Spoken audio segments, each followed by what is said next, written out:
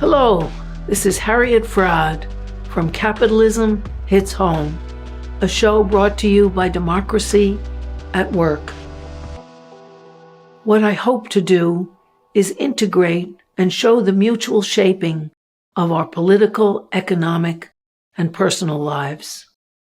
Today, I want to talk about strikes. There's a huge development in the United States, unprecedented, at least for many, many years, since early 1900s and late 1800s. There have been at least 1,350 strikes in America just this year. In fact, just since March 2021. And of course, that's an underestimate. Mike Elk, in his reports on payroll, which are free and excellent, reports on strikes, and he says that he tries to keep a hold of all the strikes and record them, but he can't. There are too many.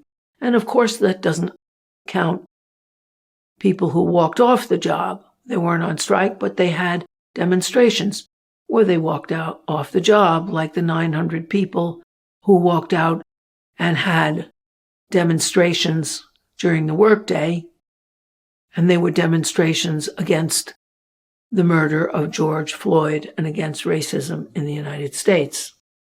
Right now, there's at least 100,000 workers on strike in the United States.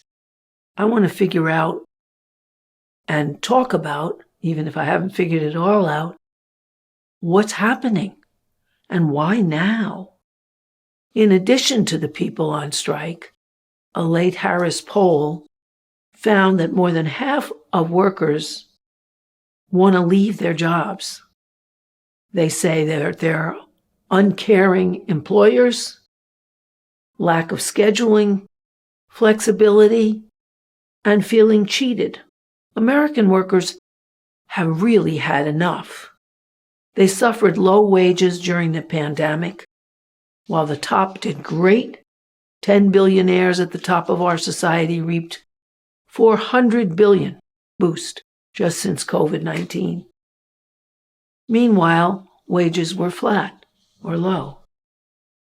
There are 9 million people, conservatively half of them, at least half, don't want to go back to work in the available lousy jobs that are available.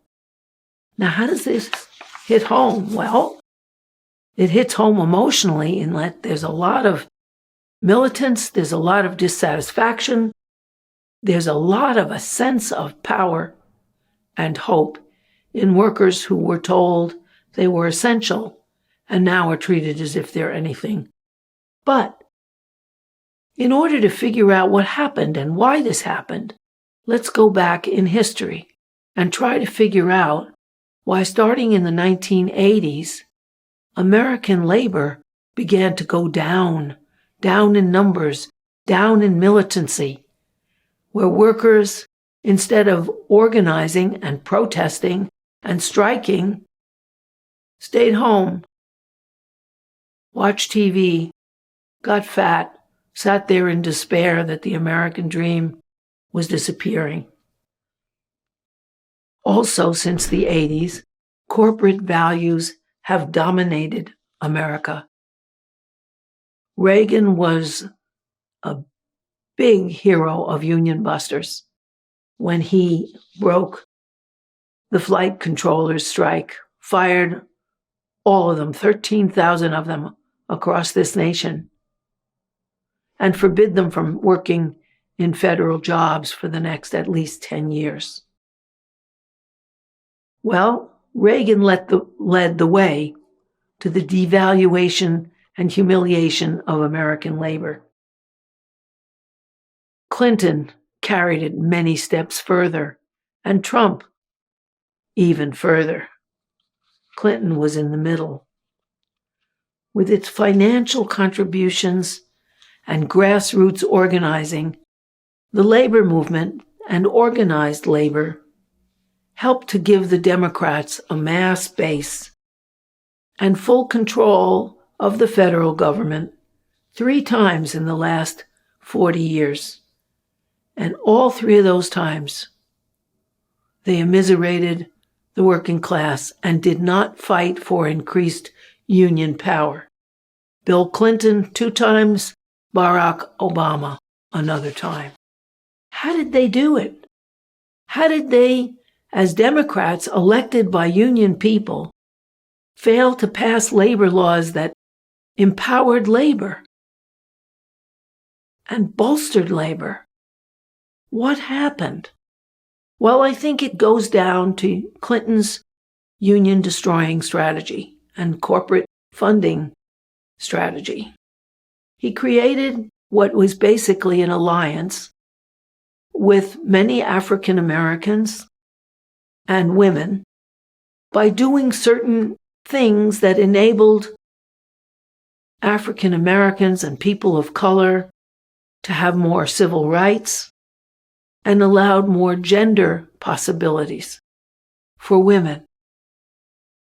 While he also pushed through NAFTA, which was the beginning of the huge destruction of what had been a more vibrant labor union movement. Labor used to have 35 million Americans working in union shops. Now we have about 6. Wow, from 35 to 6, that's pretty impressive. Now, how did Clinton do this? I'm accusing Clinton. How did he do it? Well, NAFTA affected American workers in 4 principal ways. First, it directly caused the loss of at least 700,000 manufacturing jobs, which went to Mexico mainly. The losses came from the big manufacturing states like Michigan, Texas. Interesting that they're both so anti-Democrat now, but Michigan, Texas, and also California. And it came from all those states where manufacture was concentrated. There were some job gains along the border, but those gains amounted to nothing compared to the hundreds of thousands of jobs that were lost. And those workers, which actually were about 1 million workers, ended up in lower paying occupations. They had a permanent loss of income. They never got it back. Second, it strengthened the ability of U.S. employers to force workers to accept lower wages, because after all, we could move to Mexico. You could lose your job altogether if you don't take less money, or you don't let us whittle back your health benefits and cancel your pension. They even went to the trouble of starting to move machinery to convince their workers that they could leave. They also put the damper on union organizing. Oh, you want to have a union? Well, you won't have a job then at all, because we'll move. So we'll either move south of the border to Mexico, at first to the southern United States, and then south of the border to Mexico.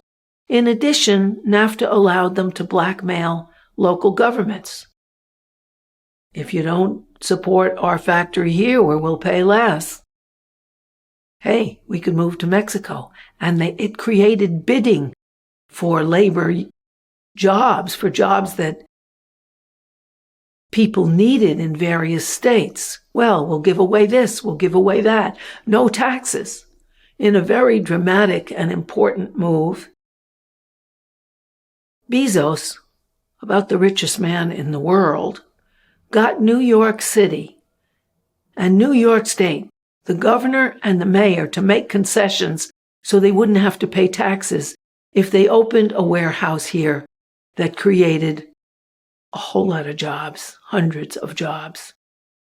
They were going to get away with it, but Alexandra Ocasio-Cortez organized in her community, Bronx and Queens, where the warehouse was supposed to be located, that also created a lot of tech jobs. And New York City rose up to such an extent that they canceled the initiatives that they were giving to go to New York, and Bezos withdrew his offer. After that victory, a little while later, Bezos agreed to have just that many jobs and open up in Queens as he wanted to before. So, what they did was they blackmailed local governments who needed to bring jobs, needed to advertise, we bring jobs to our state or our city, by having the cities compete against each other and also compete against the specter of outsourcing and losing the jobs they already had to low-wage nations with no ecological or very weak ecological considerations and labor laws, very weak labor laws. And so millions of jobs have gone to China, to India, to Pakistan, and to Mexico, of course, which was the initiator with NAFTA. U.S. wages, in terms of the real wage, what you could actually buy with your salary, have remained stagnant since the 1970s. So people can buy less and less with their money. In fact, now a couple in which both the man and the woman, or two women or two men, work, can't afford the standard of living that one person used to earn if he was white and male in this country. There is no city, state, or county where two people working full-time minimum wage jobs can afford an apartment that has 2 bedrooms.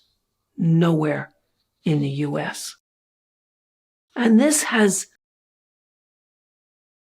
spread so that the basic principles of money flowing to capital, to corporations, and away from labor has spread to the World Bank, the International Monetary Fund, and has created the deal whereby millions of jobs have gone to China, where China gets technical know-how and employment and a market for its produce, and American workers get shafted to workers who haven't won ecological or union protection.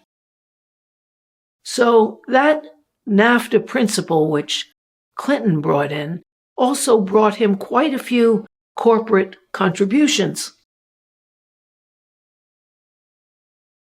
The Democratic Party, which used to be the, quote, progressive side of the U.S. two capitalist party system, had accepted the backward reactionary anti-worker economic ideology of Ronald Reagan.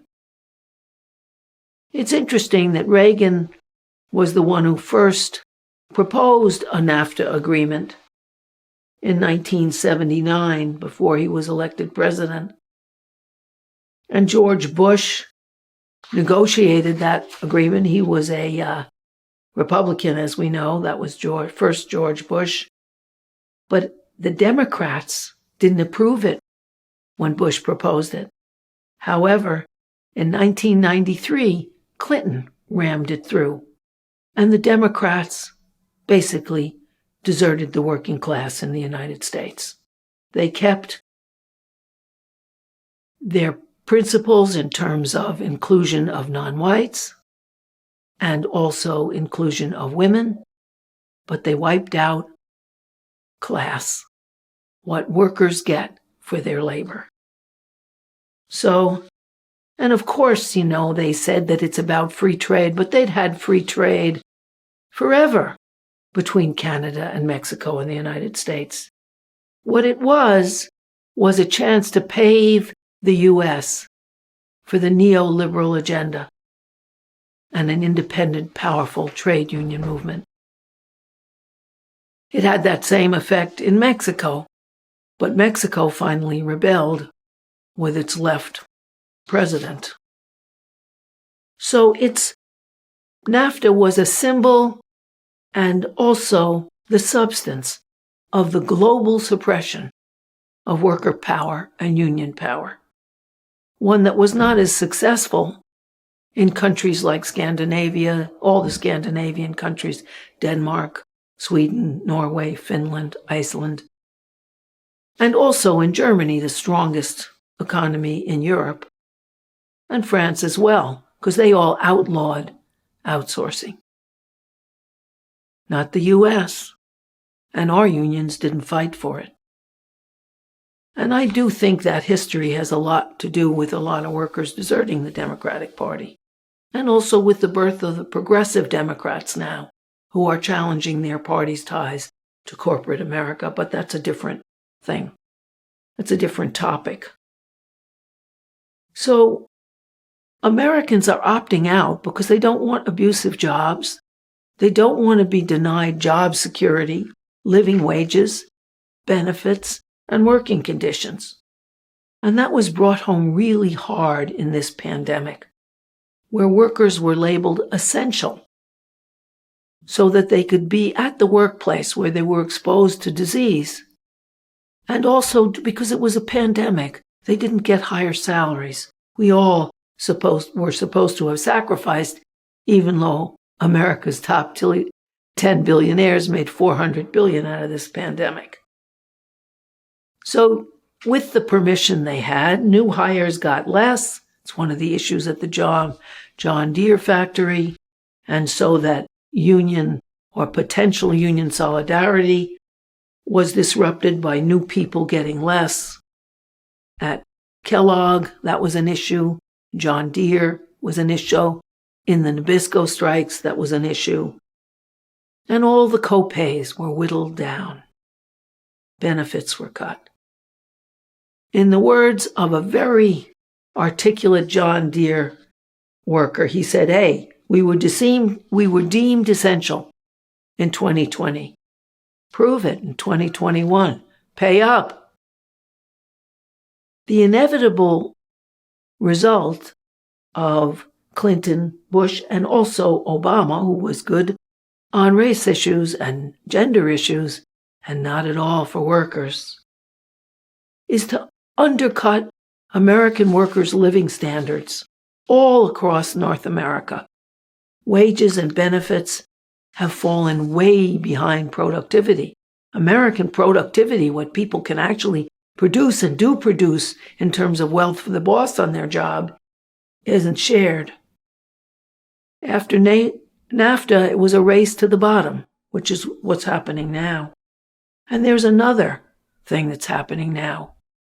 Workers saw how the government could pay them what was, in some effect, a universal minimum wage, a universal wage, while it also allowed the stock market to charge up. They got benefits. The government wasn't in trouble. The billionaires certainly weren't. But they could get money from the government, which made their lives easier. And they thought, hey, why shouldn't we? Why shouldn't we get more money? Nothing went down because we got more money, and we can. We don't have to be cheated and abused while the employers make a profit and we are put up against contagion, jammed in the meat industry, jammed in the warehouses of Bezos. And people have opted out, which is kind of like a strike in itself. We're not doing this. In the two of the lowest paid sectors in the United States. One is recreation. Waiters and waitresses, people who work in hotels. The average salary for a waitress is $22,000 a year. And they can be paid a sub-minimum wage on the assumption that they'll make it all up in wages, which of course they don't. Meanwhile, they're subjected to contagious and often difficult customers, and they don't want to do it. The same with people who work in hotels and the low-paid people in healthcare. They're another sector opting out, another part of that 4.5 million people. and they are the home health workers, the orderlies, the custodians at the hospital, the nurses' aides. They don't want to put up with contagious customers for low wages. It's not worth the threat of death. And so they're saying no. They're opting out. They also didn't get sufficient COVID protections. So why put up with that? Why risk your life? The most amazing testimony to the possibility of America and American workers is that now they are opting out. They haven't been this militant since the late 1800s and 1905 to 1918.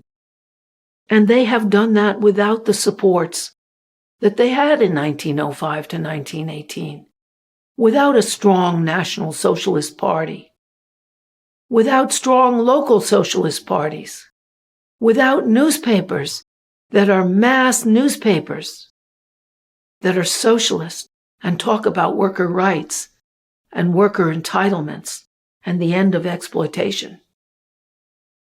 They're still standing up, even without the kind of formal support that the AFL-CIO should give and isn't. The CIO in the 30s was a militant organization, but now the AFL-CIO discouraged workers from asking for more. As one person said on the John Deere line, we wanted to have a pension. The union wouldn't bring it up. They said, you can't get a pension. Of course we can. Bring it up. We're doing the work. Do it. And the same is true across the board. Even the IATSE workers, which are the technical workers and the lights workers in the Alliance of Theatrical and Stage Employees, IATSE, when they got their contract, a huge mass of them decided to vote no, and they're organizing right now to reject what their union got, because it just isn't enough. Something's changing here.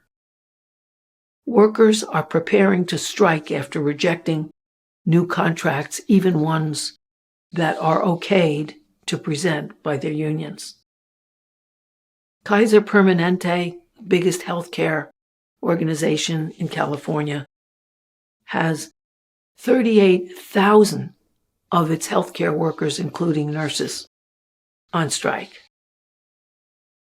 1,400 Kellogg's workers in Nebraska were striking over poor pay and benefits. The John Deere workers are 12,000 workers at John Deere who decided to strike because they didn't get what they wanted. And their union sold them short, they felt. 1,000 striking workers got a contract at Rite Aid and CVS in Los Angeles. In the United Food and Commercial Workers, they got 10% food raises in their paychecks, as well as improved benefits, because they went on strike. And when companies don't comply with their demands, workers now have leverage.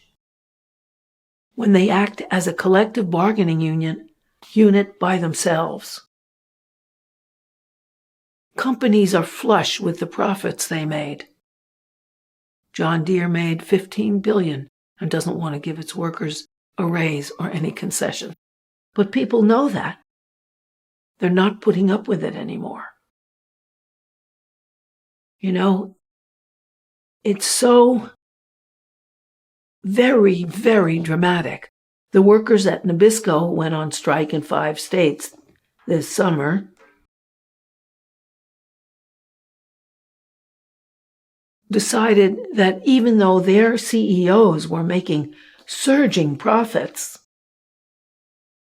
and the company was so flush with cash that it gave its CEO a $16.8 million annual pay and spent $1.5 billion on stock buyouts, didn't want to raise people's salary. The average Nabisco worker's salary was $31,000 a year for full-time work. Even though Nabisco threatened with taking all the jobs rather than many jobs, which they'd already taken to Mexico, they still went on strike. Then after weeks on the picket line, the Nabisco workers, represented by the bakery, confectionery, tobacco workers, and grain millers, returned to work and won retroactive raises, $5,000 bonuses, and increased employer contributions to retirement. Their company, which got a 12% interest in revenue, didn't want to give them the 2.5% retroactively that they asked, as well as all the others. Taken together, this union militance with mass resignations and work stoppages and demonstrations reveal a huge dissatisfaction with American corporate capitalism, in spite of the fact that we don't have a prominent socialist system here or a socialist presence, a socialist culture here. Workers have taken it into their own hands to decrease economic inequality, which has been accumulating like crazy. We are the least egalitarian of all the developed nations, of all 30 of them, whereas in 1970, we were the most egalitarian, and people have had it. American workers are flexing their power, and CEOs in America are worried. In the wake of these challenges, lawmakers are trying to exist some labor laws, and business groups are spending billions lobbying to weaken the pro-labor messages in the Build Better Act that's being debated in Congress.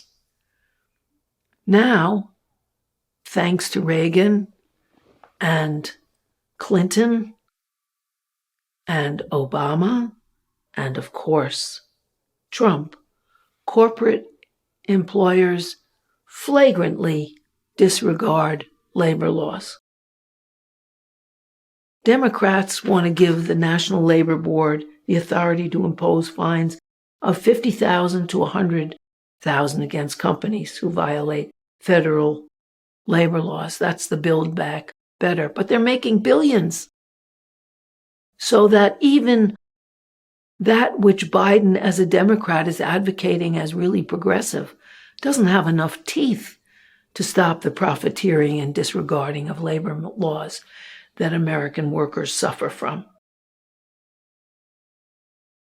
There's a coalition for a democratic workplace, which is a business lobby group that wants anything but democracy in the workplace. And it's very worried even about the Pitsky 50,000 to 100,000 fines for big corporations.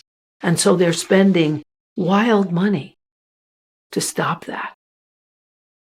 And it remains to be seen whether corporate lobbyists will succeed this time. They may succeed in whittling down they've already succeeded in whittling down the 3.5 billion bills that the Democrats said that they wanted to pass, except, of course, for Democrats like Manchin and Sinema and some others that are bought off.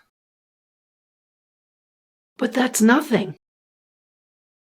The tax cut that Trump gave to his wealthy buddies would have made up for at least 1.7 billion of that. And if the United States wanted to stop tax havens in places like the Canary Islands or even Ireland, of course they could. Our military could make sure they could. But there's been no talk of that. And there will be talk of that. because for the first time in a long time, capitalism has competition from labor, and ideas of socialism are strong. The majority of people under 30 years old think that socialism is better than capitalism. They may not know exactly what those things are, but they know they're getting shafted out of a future. And things are changing. It's a very hopeful time in the United States when labor, in spite of the fact that it doesn't have strong, organized unions or a socialist culture in this country, or socialist newspapers in the cities, or socialist labor protective laws to the extent where they're needed, they're still striking. They're still resigning. They're still refusing. And this is going to be a very, very important time for families who now may have a fighting chance to have the benefits they deserve, instead of being whittled down and immiserated, made more miserable with every year that corporate lobbies and corporate ascendancy continue. So this is a hopeful time. I hope you'll all hope with me. I hope you'll all appreciate the militancy that we now have on the basis of worker decisions, which are very, very important. And families now will bring up their children with more of a sense of a hope and a future rather than just resignation. This is a wonderful time for labor in the United States to be able to pick up its head and stop thinking that everybody is great just because they're rich, and start reevaluating why put corporate heads in cabinet positions. Why think that they're smart just because they're rich? No. All those things can be reevaluated now, the way they haven't been since the years of Clinton. So we can all hope together. Thank you to all our Patreon supporters. Thank you to Democracy at Work and Brian Issam, who does the technological stuff that make this program available to you.